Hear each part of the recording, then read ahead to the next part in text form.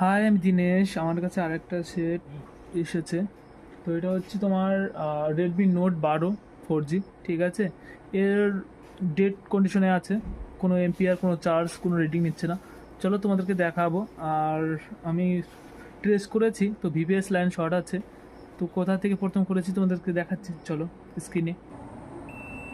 শব্দ শোনা যাচ্ছে? পুরো শর্ট আছে। তো এখানে একটা কয়েল থাকে, ঠিক আছে, যে ভিপিএস এর 8 ফুট সাইটে, ঠিক আছে।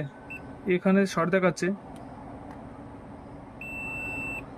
তো টাওয়ারের দিকে যায়। তো এখন মেন আইসিটা খুলে দেখবো, ঠিক আছে, স্টিলটা খুলে দেখবো পাওয়ার আইসির এখানে কোথাও শর্ট আছে কিনা, পুড়ে গেছে কিনা। বিপিএস লাইন পাওয়ার আইসির এখানে ক্যাপাসিটার পুড়ে গেছে।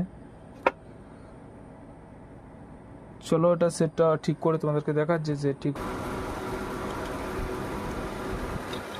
অন হয়ে গেছে।